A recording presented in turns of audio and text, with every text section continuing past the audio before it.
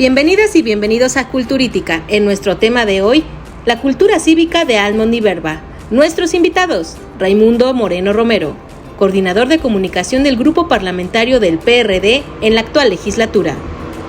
Alan Almaraz, estudiante de Economía en la UNAM, diplomado en Educación Financiera, activista por la diversidad sexual y jóvenes del PRD. Por supuesto, no te pierdas a Platón. Ya vamos a comenzar, no te vayas.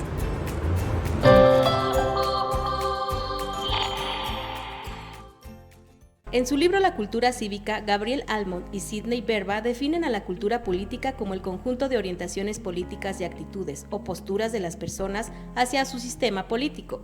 ¿Qué opinas de dicha definición? Para ti, ¿qué es la cultura política? Bueno, partamos primero de lo que es la cultura cívica, el civismo como tal, que es el comportamiento que tenemos todas y todos en un entorno social. Cómo nos comportamos con los demás, cómo reaccionamos ante cualquier condición de la vida, incluyendo, por supuesto, cuando debatimos o tenemos algunas diferencias con los demás. En el caso particular de la política, creo que tenemos que entenderla como la forma de construir consensos, de dialogar, de respetar nuestras diferencias incluso, y a partir de las diferencias ir tratando de alcanzar puntos en común. ¿Para qué? Para que finalmente la sociedad avance, para que nuestro país salga adelante, para afrontar los grandes retos que tenemos y buscar soluciones. Almond y Verba clasificaron a la cultura política en parroquial, de súbdito y de participación. Platícanos sobre el parroquialismo, el cual describe a una ciudadanía con pocos conocimientos y juicios de su sistema político, con el cual mantiene una relación más afectiva y normativa que cognitiva. ¿La cultura política parroquial subsiste en México? Por supuesto que subsiste, y no solo subsiste, sino que se pretende alentar, se está incitando desde el púlpito presidencial. Creo que el concepto de parroquial liga mucho con la forma de hacer política del presidente López Obrador, que es justamente parroquial, es de púlpito, donde más allá del debate de las ideas, más allá de las diferencias, más allá del derecho a disentir, se pretende imponer una forma de pensar, imponer una forma de ver el mundo, vamos, una suerte de dogma de fe, que yo siempre lo he dicho, la política no es una religión, la política no es un dogma de fe. Acá lo que necesitamos, lo que merece la pena es justamente reflexionar, debatir, disentir, porque es el único camino para buscar las soluciones a los grandes problemas nacionales. ¿Qué pasa hoy en México? Desafortunadamente, que la política de la reflexión, la política del debate, la política del consenso ha ido quedando de lado para dar paso a la política de la polarización, a la política de la imponer, a la política del dogma de fe. ¿De quién? Del caudillo que pretende que solamente su voz se escuche y solo su verdad sea la de todas y de todos. Ojalá que podamos ir avanzando en sentido contrario y dejando de lado, insisto, esta forma de ver el mundo tan dogmática, tan centrada en una sola persona, porque solamente eso lo que provoca es polarización, es división y es retraso. En la cultura de súbdito, Almond y Verba explican que las y los ciudadanos participan en el sistema político de forma limitada, pues en general mantienen una actitud pasiva frente a lo político y su relación con el sistema político tiende a ser afectiva y normativa antes que cognitiva. ¿Consideras que la cultura mexicana es de súbdito? Pues mira, creo que el concepto de ser súbditos más que ciudadanos es una realidad que prevalece en buena parte de nuestra población, por desgracia, y tiene que ver con educación, tiene que ver con la baja apuesta por la educación por parte del Estado. Somos un país con un enorme rezago educativo, que además con la pandemia este rezago se acrecentó. Un país con ciudadanos sin educación, con ciudadanos que no estén involucrados en lo público, en lo que a todos nos debe importar, que es la polis, que es las decisiones que impactan finalmente en las personas, pues nos lleva a una política de súbditos, una política donde el ciudadano pues está únicamente presente quizá en el momento de la elección, en algunos momentos específicos de la vida pública, pero se mantiene al margen durante buena parte del tiempo. Creo que es una realidad que todavía padecemos en México. Ojalá que desde el PRD, con esta clase de esfuerzos, podamos ir construyendo una ciudadanía cada vez más participativa, más crítica, que señale los hierros del Estado, los hierros también de los partidos políticos, que participe de las decisiones públicas, que se involucre con los partidos políticos en la vida interna de los mismos.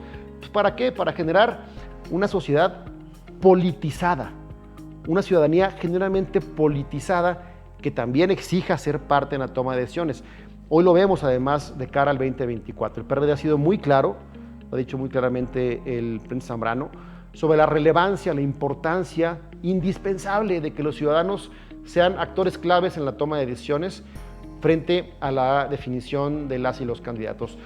Esa debe ser la ruta. Cualquier otra ruta de imposición de las dirigencias, dejando de lado a los ciudadanos, solamente abona justamente a esta clase de vida pública de súbditos, donde solamente una oligarquía toma las decisiones y no es a partir del consenso con la sociedad civil. En el tipo de cultura política de participación, Almond y Verba precisan que la ciudadanía juega un rol activo en el sistema político, aunque sus sentimientos y evaluaciones hacia él lo acepten o rechacen. ¿La cultura política mexicana es de participación? Es lo que tenemos que aspirar. Sin duda ese es el camino al que tenemos que encaminarnos, insisto, al que tenemos que acercarnos. ¿Cuál es el deber ser? ¿Cuál es el deseo y cuál es la aspiración de quienes desde el PRD estamos haciendo política? Bueno, tener justamente una ciudadanía cada vez más participativa. No se puede alejar la emoción, la pasión, porque la política es pasión, porque la vida cotidiana es pasión, porque vivir sin pasión finalmente es más bien sobrevivir.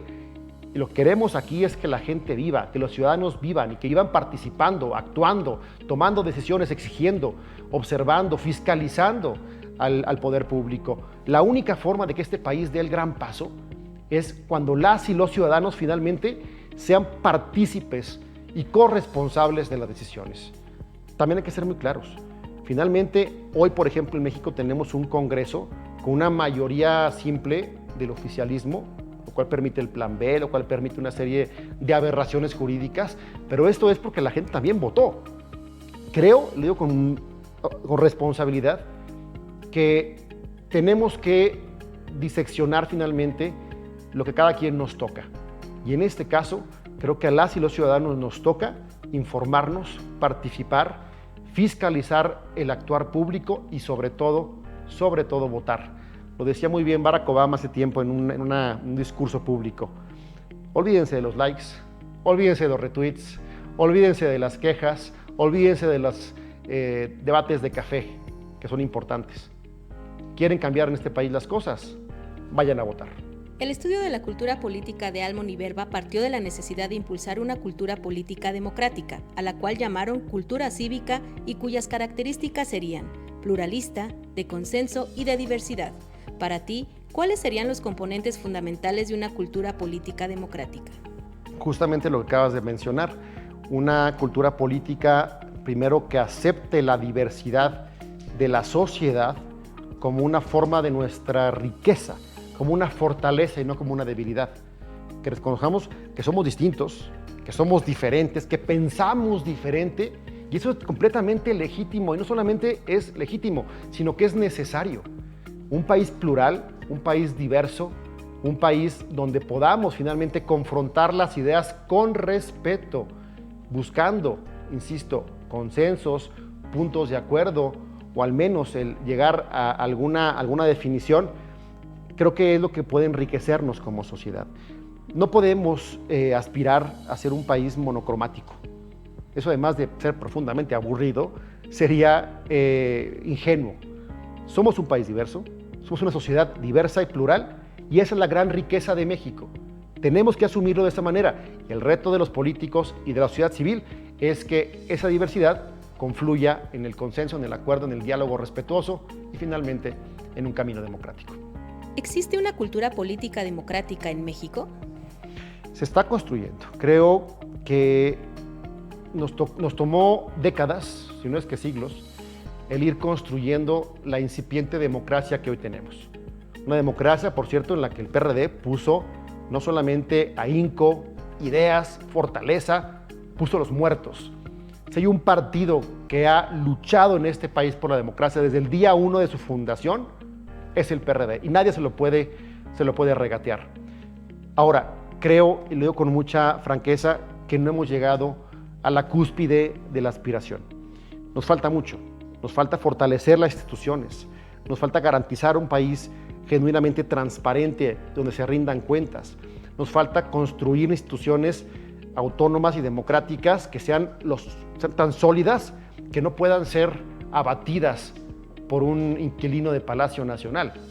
Hoy esa democracia que hemos construido juntas y juntos y que es incipiente pero ha dado buenos resultados, está bajo amenaza, está bajo asedio de un hombre autoritario, un hombre que busca concentrar en sí mismo el poder, un hombre conservador que señala al feminismo, señala al ambientalismo, señala a los grupos LGBT como opositores, como golpistas, bueno, incluso a los niños con cáncer.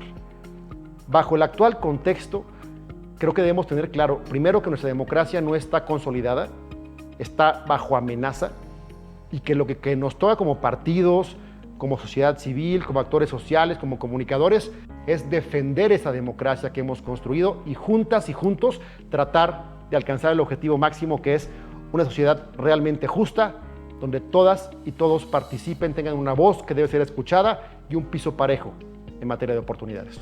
¿La socialización de una cultura política democrática es prioridad en los partidos políticos? Debe ser la esencia de los partidos políticos. El deber ser de un partido político es finalmente tratar de convencer a los ciudadanos de que su propuesta, su idea, su visión del mundo es la correcta, pero siempre bajo la premisa de la democracia. Un partido político que finalmente traiciona la democracia y busca imponer sus posiciones, sus puntos de vista, busca construir un sistema autoritario, un sistema en torno a un solo hombre, pues es un partido político que claramente no está jugando las reglas del juego. Es un partido político que traiciona su esencia misma para entregarse, para ser vasallo de un sistema autoritario que algunos, bueno, parece que quieren recuperar, le tienen añoranza. En el caso del PRD, en el caso de los partidos de Va por México, creo que es menester reconocer que están haciendo un trabajo, están manteniendo finalmente encendida la llama de la lucha por la democracia. ¿Por qué? No por ser iguales, insisto, no por coincidir en todo, se vale disentir, sino por tener la oportunidad justamente de disentir y de juntas y juntos, aún con las diferencias, seguir construyendo país. ¿Qué propones para impulsar una cultura política verdaderamente democrática? Primero, y sobre cualquier otra cosa, siempre lo he dicho, educación, educación, educación. La clave en cualquier democracia es ir construyendo ciudadanía desde los primeros momentos de la vida.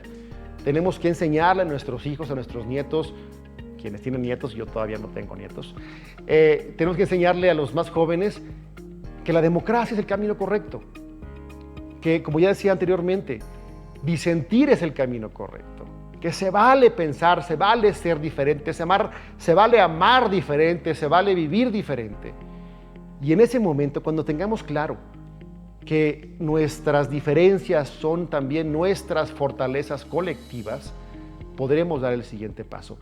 Mi apuesta, siempre lo va a ser así, es por la educación y, por supuesto, quienes estamos en otra circunstancia hoy por hoy, pues defender con ahínco, con contundencia, con valor, lo que ya hemos construido. Defender nuestra democracia, defender nuestras instituciones, defender la libertad de expresión que en medios como este nos permiten decir lo que pensamos, aun cuando alguien se pueda sentir incómodo con ello. Pues únicamente invitar a las y los ciudadanos que nos ven, que nos escuchan, a enterarse, a informarse, a participar activamente de la vida pública de México. Mucho se habla de que los políticos de antes siguen en los espacios, mucho se habla de que no hay un cambio generacional. Bueno, el primer paso para el cambio generacional es que las y los jóvenes participen. Yo te invito a que te sumes, a que te informes, a que participes en redes sociales, a que vengas aquí a las oficinas del PRD y, ¿por qué no?, levantes la mano, porque hoy por hoy lo que México necesita es gente valiente, gente comprometida, gente determinada a trabajar y defender por la democracia de este país.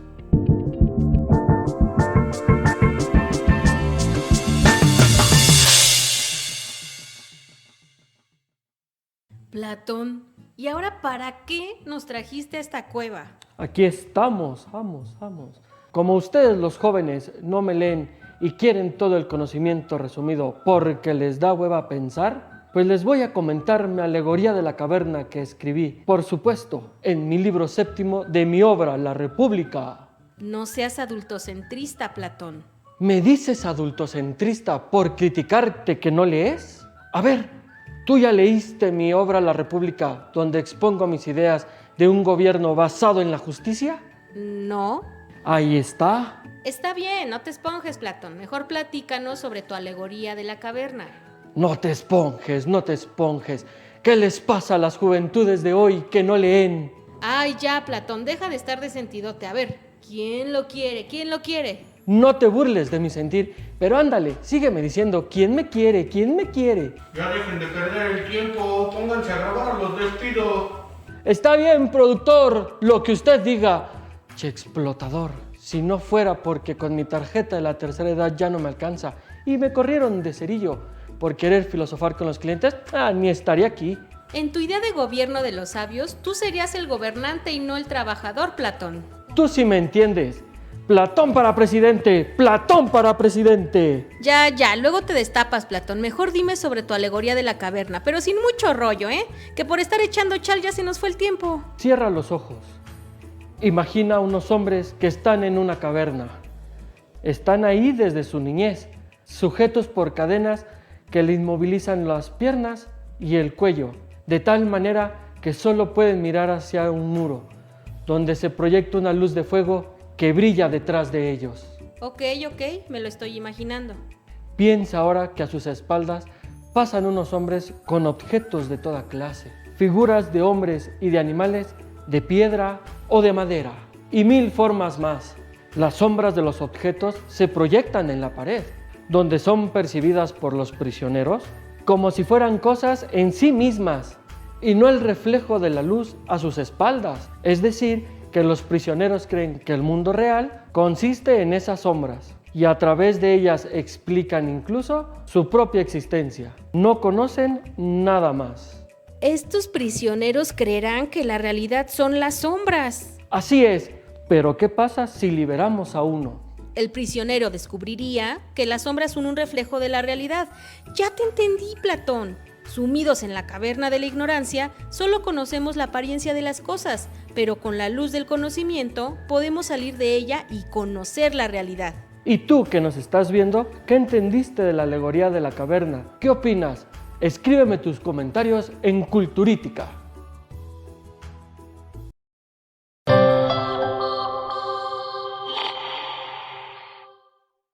Hola, mi nombre es Alan Almaraz, tengo 20 años, soy estudiante de Economía en la Facultad de Economía en la UNAM.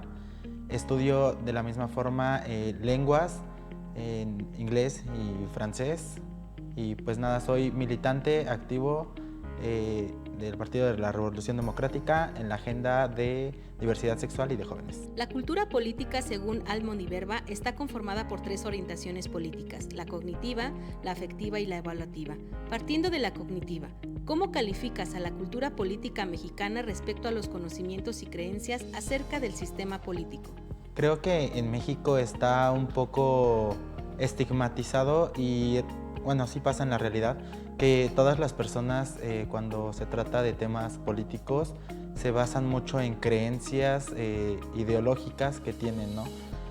No terminan, cuando hay elecciones, por ejemplo, no terminan de investigar qué candidato es bueno, por qué tal candidato o tal candidata es buena, en qué me beneficiaría, y no solo por el, es que yo creo que es bueno, ¿no? O es que tal y tal y tal gobernante o tal y tal presidente no lo han hecho de la manera correcta, entonces como en algún momento estuvo con ellos, también lo va a hacer mal, ¿no? Entonces creo que sí es un poco deficiente el nivel de conocimiento que hay sobre la política en general. Se dejan guiar mucho por discursos considero yo que son un tanto populistas, que les dicen qué es lo que quieren escuchar y al final no es qué me es benéfico a mí como ciudadano dentro de este tema político, ¿no? En general, el tema de creencias sin duda es arrasador cuando se trata de temas políticos. No terminamos de comprender muchas veces qué y qué partes son las que constituyen todo el sistema político, cómo funciona, de qué manera funciona, por qué es importante que funcione, a mí, persona, en qué me beneficia. y entonces nos dejamos guiar mucho por, es que tal persona lo haría bien, ¿no? Pero al final ni siquiera sabemos qué funciones tiene, ¿no? Al final me pasó en alguna ocasión que preguntábamos, ¿no? ¿Qué son los regidores? ¿No? ¿Qué son los síndicos?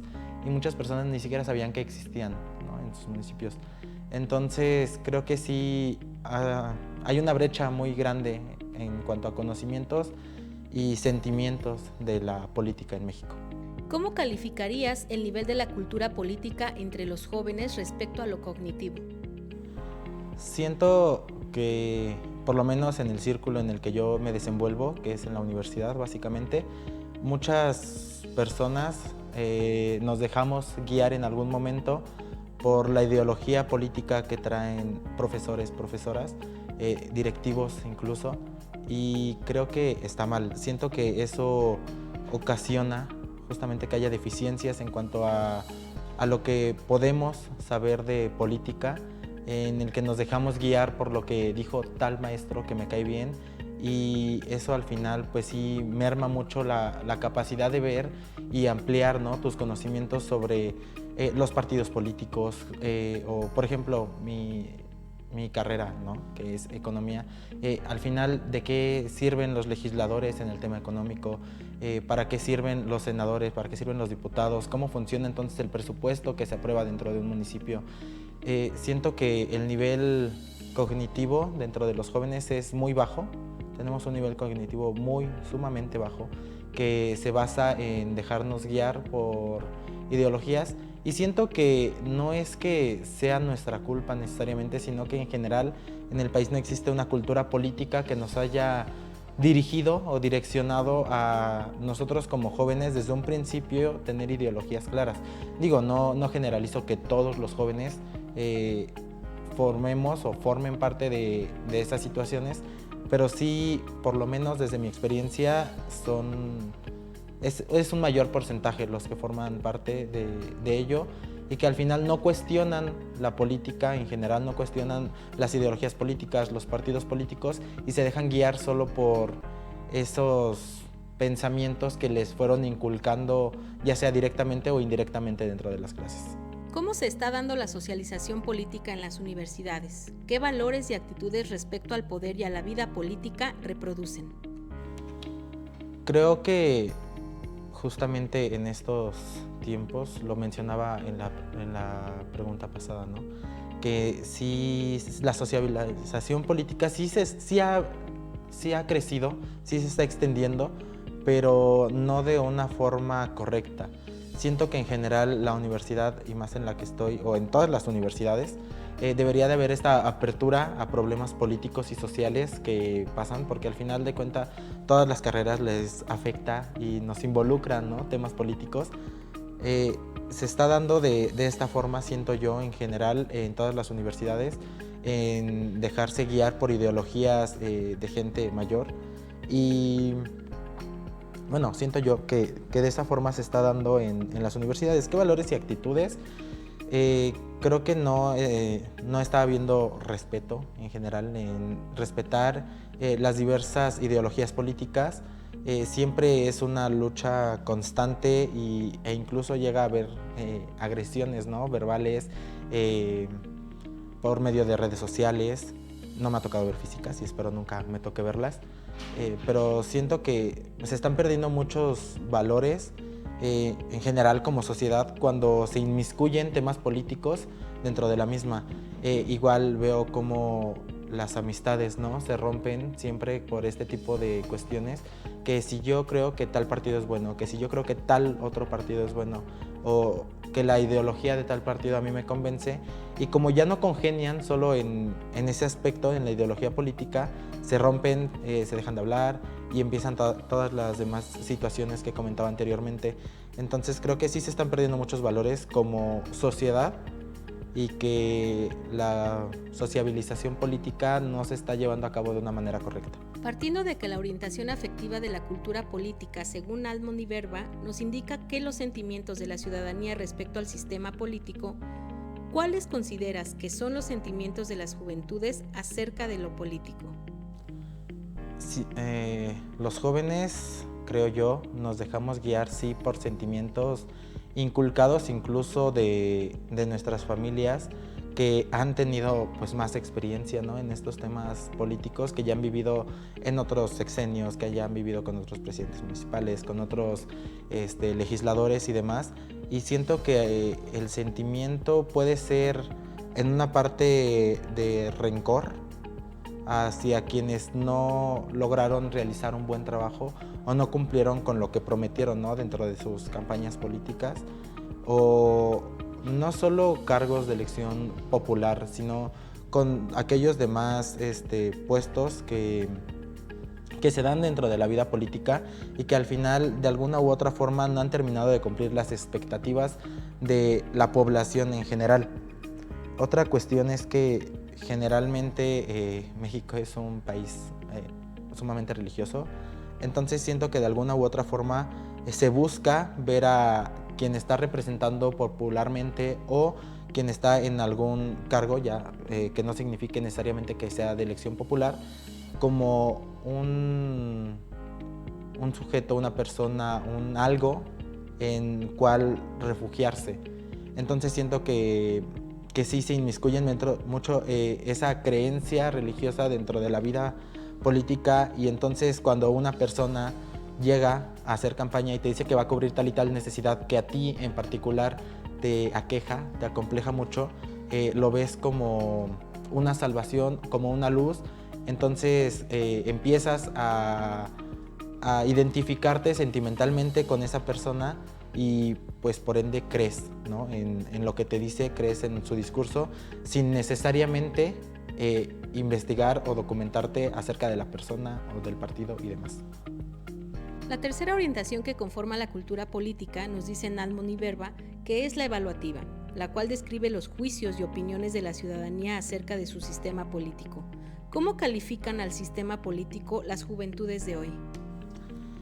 Se ha visto mucho por las nuevas tecnologías, no sé, TikTok, Twitter, Facebook, ¿no?, Instagram, que sí de alguna forma en quien no creen, ¿no?, o con quien no se identifican partidariamente, empiezan a evaluar todo lo que hizo, toda su trayectoria que ha tenido dentro de la vida pública, pero siento que está muy fragmentada, porque entonces con quienes ellos se identifican partidariamente no le realizan la misma prueba evaluativa, y entonces al final tienen un conocimiento sumamente sesgado de las opciones que hay, ¿no?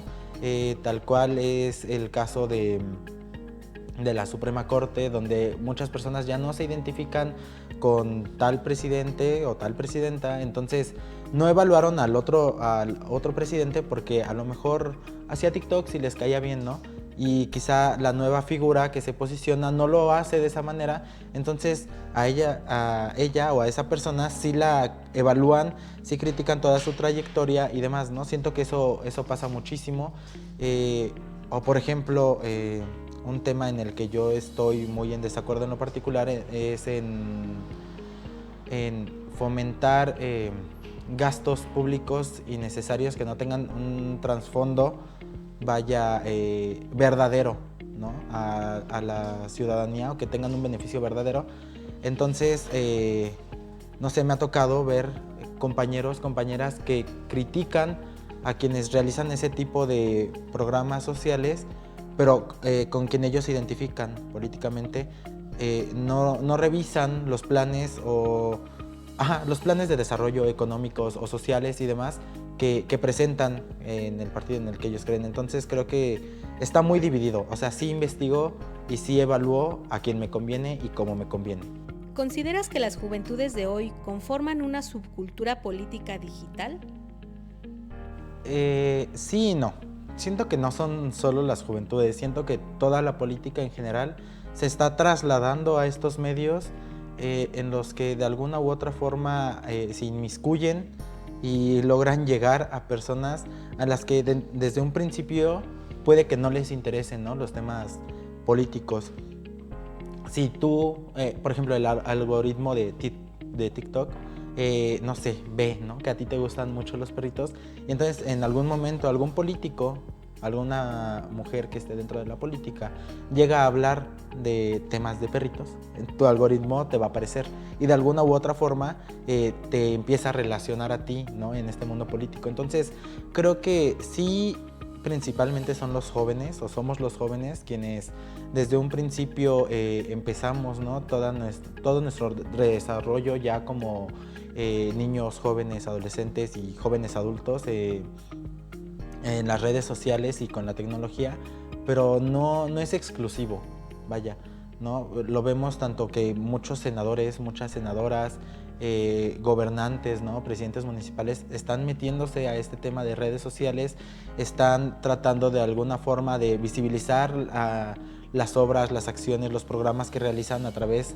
¿no? de estas redes sociales, o incluso las noticias, ¿no? Que al final de cuentas casi siempre hay noticias, ¿no? De política, si no es que siempre se hace llegar a la población, que generalmente ya no vemos televisión y ya no escuchamos radio. Entonces buscan trasladarse a estas plataformas para de alguna forma entrar y seguir cumpliendo, ¿no? Con su cometido, informar, que es informarnos, ¿no? Principalmente. Entonces siento que no es una subcultura política, siento que es la nueva forma en la que la cultura se está haciendo en México y en todo el mundo. ¿Es prioritaria para los partidos políticos la socialización de una cultura política democrática entre las juventudes? ¿Es necesaria? Sí. ¿Que se esté llevando a cabo de una manera correcta? Creo que no. Porque cuando tú cargas de ideología política a un joven sin abrirle las puertas a que conozca en general de política, ¿no? O sea, que le empieces explicando conceptos, ¿no? Que le empieces explicando qué es una legislación, por qué las leyes son importantes, por qué hay diferentes, ¿no? Niveles de gobierno, que es el federal, el estatal, el municipal, de qué sirve todo eso, y lo cargas directamente entonces de ideología partidista, es incorrecto. Creo que lo están haciendo porque justamente los partidos se nutren, ¿no? Al final de gente joven, y es necesario porque los jóvenes representamos muchísimo, ¿no? Del padrón electoral, y al final la política, sobre todo la de elección popular, se basa en votos, ¿no? Y en aceptación popular. Entonces creo que sí se debe hacer la sociabilización con los jóvenes. No se está haciendo de la manera correcta. ¿Qué hay que hacer, ¿no? Entonces, ¿cómo empezar a inmiscuir a los jóvenes a la vida política? Porque creo que igual muchas personas, y igual lo digo, ¿no? Desde el círculo en el que yo me desenvuelvo, se dejan guiar con que la vida política está dentro de un partido político, dentro de las cámaras, ¿no? De diputados o de senadores y demás que son instituciones, ¿no? Y de alguna forma están empezando a olvidar, o estamos empezando a olvidar los jóvenes, que la política no nace en esos lugares, ¿no? Sino que la política nace en las calles, nace con la gente, nace de las necesidades de tu cuadra, de tu colonia, de tu municipio, de tu alcaldía. Entonces creo que eso es lo que se debería de hacer y que no se está haciendo. ¿Los partidos políticos están impulsando el relevo generacional? Tengo un conflicto con esa pregunta. Sí, ¿cómo decirlo?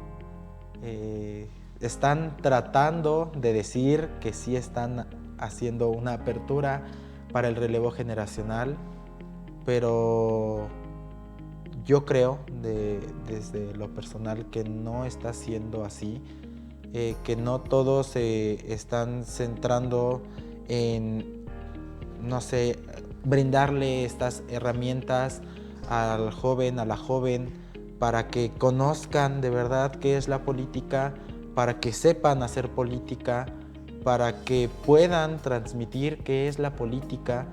Y siento que de alguna forma u otra, no voy a entrar en detalles, ¿no? Pero están utilizando a los jóvenes para decir que sí están haciendo esta apertura, que sí, los jóvenes son el presente y el futuro, porque en cada foro al que voy de jóvenes no se cansan de decir esa frase, ¿no? Que los jóvenes somos el presente y el futuro de México. pero al final vemos que en términos reales no está siendo de esa forma, ¿no? ¿Cuántos jóvenes somos en México? El 30%, más o menos, ¿no? Del padrón electoral, ¿cuántos jóvenes no hay representando a los jóvenes dentro de las cámaras? Que sí, el INE está haciendo que se cumplan cuotas y demás de jóvenes, pero que en realidad entonces se está cumpliendo y se está haciendo esta apertura a los jóvenes por mera cuota, ¿no? Yo lo veo así. Yo lo veo así porque no es una apertura real, no están brindando de las herramientas suficientes y necesarias para que haya verdaderos jóvenes políticos, ¿no? Activistas dentro del país. ¿Qué propones para fortalecer la cultura política democrática entre las juventudes e impulsar una ciudadanía joven participativa? Decirlo va a estar muy fácil, ¿no? Hacerlo creo que es lo complicado.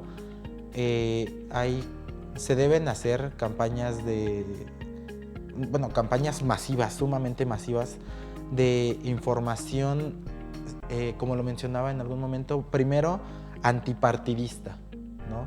Estas campañas de información, de visibilizar lo que es todo lo que es la política mexicana, siento que es lo que se debe hacer. Digo, es muy fácil, ¿no? Decir que sí lleguemos a lugares donde ni siquiera, ¿no? hay carretera, donde no hay agua, donde muchas veces nos jactamos de decir que sí, ¿no? Que la política se va a hacer entonces por redes sociales y que la política está en su nuevo auge, pero nos olvidamos de que estamos en un país sumamente desigual, ¿no? Y por esto mismo es a lo que me refería en la pregunta anterior con el relevo generacional. No hay un relevo generacional real. Dejamos de lado a mucha población de nuestro país que vive en estas situaciones y en estos lugares marginados dentro del mismo territorio y en el que no se accede, no logran establecer relación con esas personas. Entonces, ¿qué se debe hacer? La campaña que sí no va a ser aceptada o no va a llegar a todas las personas a las que debería de llegar por diferentes situaciones, ¿no? Tú vas con un joven que tiene que trabajar desde muy pequeño para poder alimentarse, no va a querer dedicar 5 horas de su día o 5 horas de su mes, si lo queremos ver así, para informarse de qué es la política, ¿no? Porque ellos tienen otros intereses. Entonces creo que primero es concientizar y elaborar un plan, una campaña de difusión masiva acorde a todo lo que se necesita en las diferentes zonas de México. Sí, creo que nada más agregaría que como jóvenes que tenemos acceso, que vamos a tener acceso a ver este tipo, ¿no? de programas, que sí seamos un poco más conscientes de cómo se lleva la política en México, qué papel jugamos y representamos nosotros entonces en la política de México, y que dejemos de lado fanatismos e ideologías y nos centremos en informarnos, educarnos, para poder explicar y hablar sobre temas sociales de una manera informada.